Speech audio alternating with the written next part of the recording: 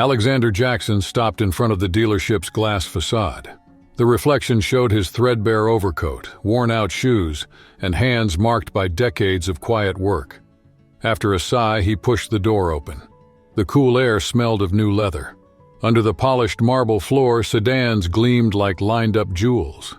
Alexander strolled through the showroom at ease, fingers brushing the hood of a navy blue coupe. No one suspected one of the city's wealthiest businessmen was in their midst.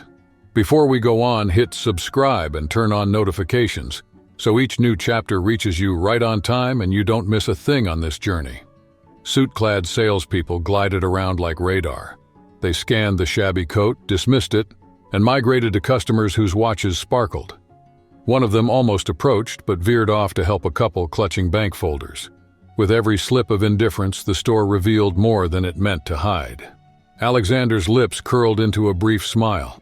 It wasn't the first time people confused wealth with appearance. Even so, the disdain rekindled memories of dusty roads where he once sold tools door to door. Seeing the receptionist rearrange brochures to avoid eye contact, he decided the test was over. He retraced the glossy path, waved to the guard, and stepped back into the heat of the street. He flagged a taxi, already planning the next visit, the one where he'd return as the owner, leaving every well-pressed suit speechless. Alexander walked the dealership floor, trying to focus on the red coupe that had caught his eye. The buzz behind the counter, though, pierced his concentration. Two salesmen, half hidden by an accessory display, whispered, "What's a guy like that doing here?" The first murmured. "Probably wandered in by mistake, or he's just dreaming big," the other replied.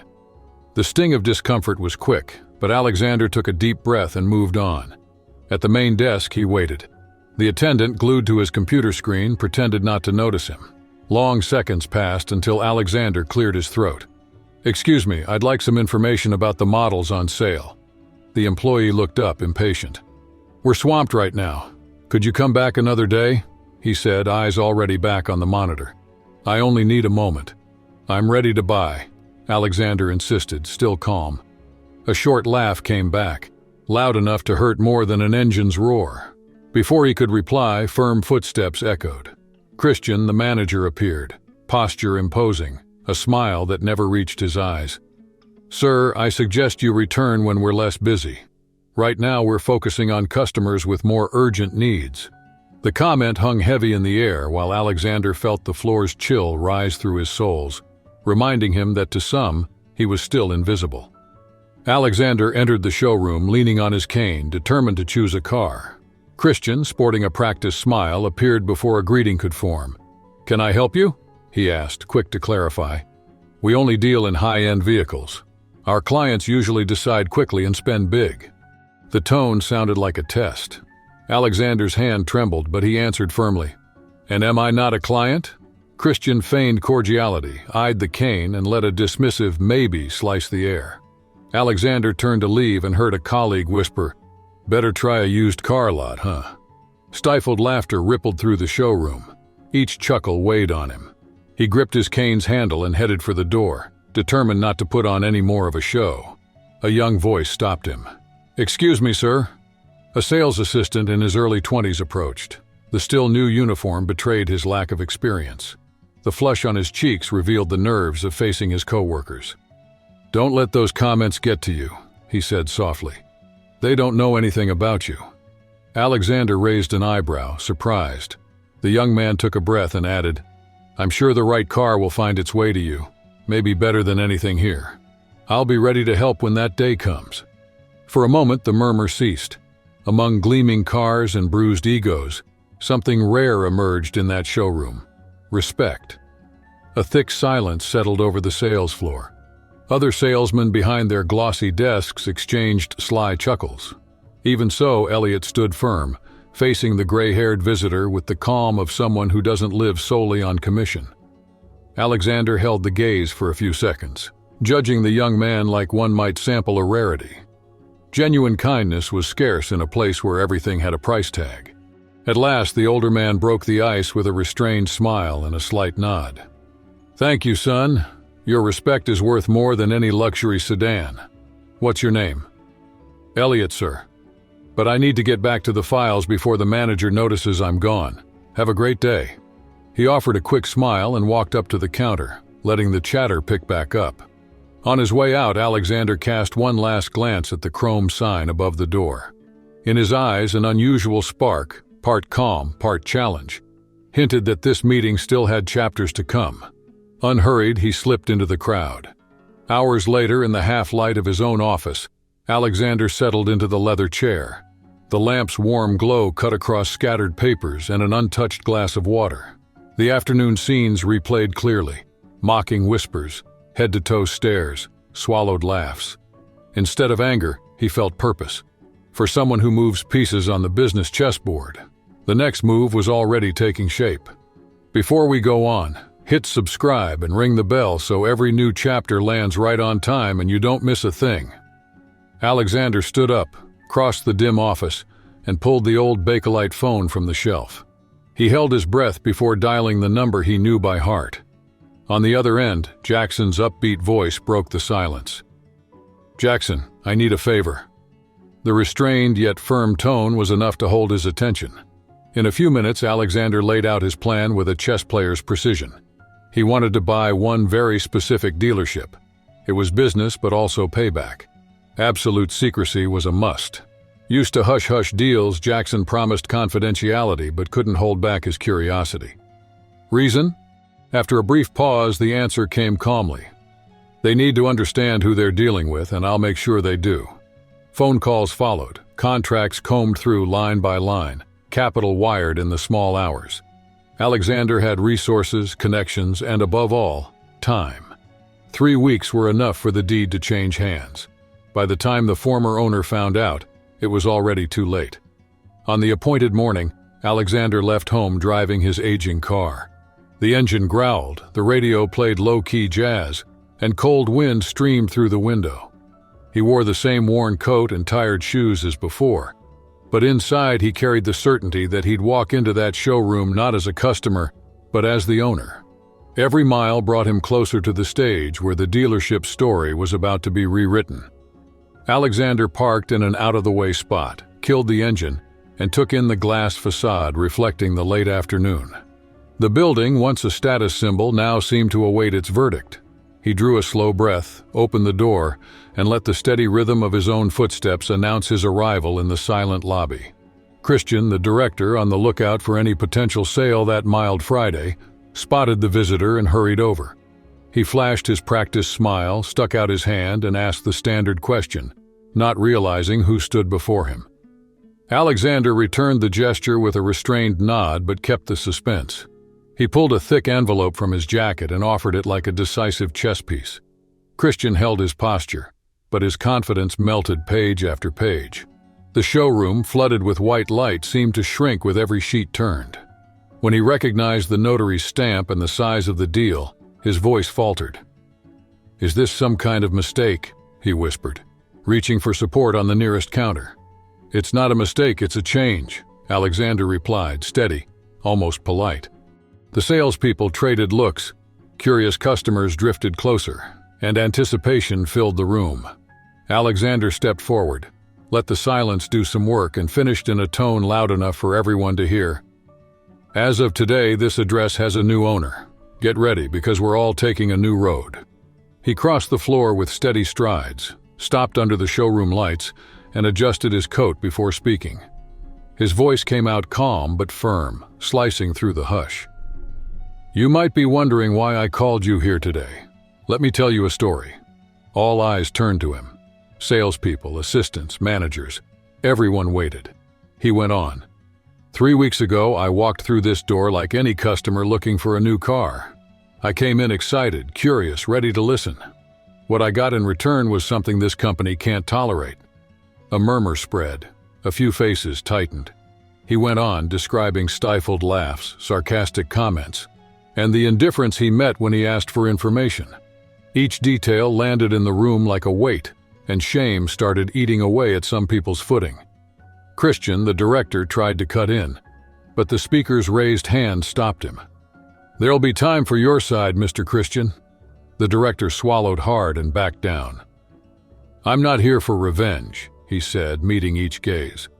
"I want to make sure no visitor ever feels what I felt. the discomfort of being judged by how they look or by guesses about their bank account. Respect has to be our standard, not the exception. The statement hung in the air, holding everyone's attention. The moment was more than a story. It was an invitation to rethink behavior before the next customer walks through that door. Alexander let out a slow breath and stared at Christian. The manager tried a weak smile, beaten before he even spoke. "Christian Rogers, you were supposed to keep this dealership on the level. Instead, you encouraged the arrogance I just saw. You're fired." Christian's eyes went wide. He stammered, "Mr. Jackson, I can explain. It was a misunderstanding, maybe a mistake." "Mistake?" Alexander cut in. "The only mistake here was your judgment, and there's no room for that." Christian's head dropped. 2 security guards stepped closer. The air felt heavier. Alexander turned to the team and fired off names like verdicts. "Hunter, I heard you whispering when I walked into the showroom. You don't work here anymore." "It was just a joke," Hunter protested. "And it cost you your job," Alexander shot back. "Julian, you suggested I look at used cars. Now you'll have to look for another place to work." Each dismissal sent a sharp chill through the room. Heads lowered, footsteps echoed toward the door. No one met the man's gaze at the center. When the tension peaked, he looked at a young man in the back, clearly scared. "Elliot, you might not remember me, but I remember you. That day, you were the only one who met my eyes and didn't look away. You just said good morning."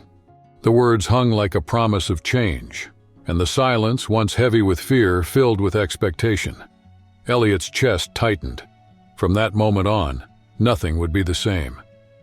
"You're not just staying," Alexander announced to the group. "You're getting a new position. Let everyone understand. It's not about what the eyes judge, but how we treat whoever walks in." By the end of the shift, half the badges were already on the desk. The new hires weren't picked just for skill. Ethics weighed more than any diploma. Alexander never raised his voice, but his decision swept through the dealership, promising a different place. Before we keep going, click subscribe and ring the bell so every new chapter reaches you right on time and nothing in this journey slips by. A few days later, the change was obvious at the entrance. Steady smiles, greetings for everyone, care in every detail. Respect stopped being a slogan and became daily practice. On a cloudy morning, an elderly woman with gray hair walked in, guiding her teenage granddaughter. She wore simple clothes and moved slowly. Elliot, now head of reception, came over right away. "Good morning, how can I help?" he said, stepping aside. "I'm just looking. I'm not sure if I belong here," she admitted, voice low. Elliot kept smiling. "If you walked in, this place is yours too. Take your time. If you have any questions, I'm right here." The granddaughter's curious eyes lifted, and the grandmother's shoulders relaxed. In that instant, the new culture proved its worth and showed there was still a lot to happen. From the glass-walled office above, Alexander watched the floor and smiled. Everything was on track. A month earlier, he'd started short sessions on empathy and humility, inviting every employee to feel the pain and hopes of whoever walked in. The effect was already showing up at the sales desks. When the slow-moving lady left the store with her granddaughter, she paused on the sidewalk just to say, "They really care, don't they?" Soon after, a businessman who used to buy at another dealership leaned over a hood and confided to Elliot, "I heard this place changed on the inside. It's no exaggeration." Word of the quiet revolution spread across town. Customers came not just for cars, but to feel the new vibe drifting through the windows. The showroom, once ruled by cold voices, now buzzed with attentive conversations. Alexander moved almost unseen among the display islands, jotting down notes on every interaction. On a slow afternoon, Elliot approached him near the vehicle exit. "Mr. Jackson, do you have a minute?" Alexander closed his notebook. "Always." Elliot took a deep breath. "Thank you for believing it was worth trying another way. Many only saw risk. You saw possibility." Alexander simply nodded, but in his eyes was the spark that had ignited the whole process, the certainty that when people are heard, they can change entire paths. Alexander stared at the attendant in front of him, and the sting of an old humiliation flashed in his mind like a neon sign. Instead of souring the moment, that memory sparked a quiet pride. He took a deep breath, leaned in, and spoke in an almost confidential tone. Elliot, when I first walked into this showroom, I was sure I'd walk out beaten. Today I know the worst situations hide doors that only show up for those who can wait. Elliot, curious, couldn't look away. Alexander set a hand on his shoulder. A simple gesture worth more than any speech. Treat everyone the way you treated me that day. That choice changes destinies, including yours. And don't fall for the trap of appearances. Clothes mislead, character doesn't. The young man nodded, inspired. He went back to work with a new light in his eyes. Alexander stayed put, taking in the showroom that now mirrored his values. Here the real treasure wasn't the shiny cars, but the sense of respect that followed anyone who walked through the door. The former customer-turned-owner realized his true victory wasn't in the sales contract, but in the quiet impact that echoed with every interaction. Only then did he understand. The best comeback isn't proving they were wrong. It's creating a place where no one else has to face the same ordeal. Ever been through something like this? Tell us in the comments and send this story to someone who needs to hear it. Thanks for sticking with this story to the end. If it touched your heart, hit like, subscribe to the channel, and ring the bell so you don't miss the next episodes. Share this video with anyone who could use a message of hope. And in the comments, let us know what moved you most. Your presence makes a difference. See you next time.